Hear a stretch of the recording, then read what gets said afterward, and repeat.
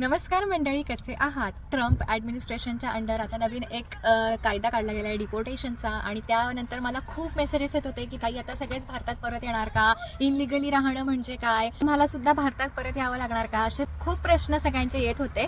आणि मला असं वाटलं की त्यावर आता सध्या अमेरिकेमध्ये काय चाललं आहे हे तुम्हाला तुमच्यापर्यंत पोहोचवावं.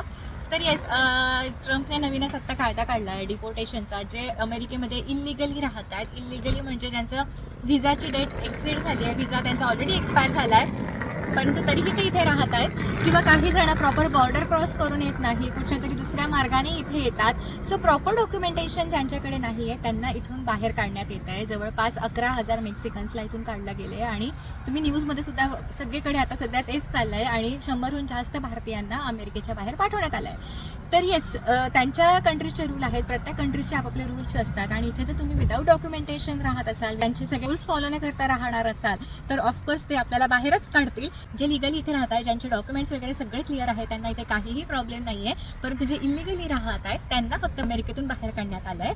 इथे त्या गोष्टीमुळे परिणाम असा झाला आहे की अमेरिकेमध्ये बऱ्याच गोष्टी इमिग्रंट्सच्या लेबरवर डिपेंड करतात. त्यामध्ये आलं कन्स्ट्रक्शन, ॲग्रिकल्चर, हॉस्पिटल्स. सो हे इतके जणांना त्यांनी डिपोर्ट केल्यामुळे इथे लेबर शॉर्टेज आलं आहे. आणि येस, सध्या अमेरिकेमध्ये ही परिस्थिती आहे. बऱ्याच ठिकाणी लोक त्याच्या विरोधात उभे आहेत, मोर्चे काढले जात आहेत, सगळीकडे बऱ्याच गोष्टी चालल्या आहेत. सध्या ही परिस्थिती आहे. परंतु येस, जे ज्यांचं प्रॉपर डॉक्युमेंटेशन आहे किंवा ज्यांच्याकडे सगळे कागदपत्र व्यवस्थित आहेत त्यांना इथे काहीही प्रॉब्लेम नाही आहे. फक्त अवैधरित्या जे इथे एंटर केले ज्यांनी त्यांना फक्त अमेरिकेच्या बाहेर काढण्यात येईल.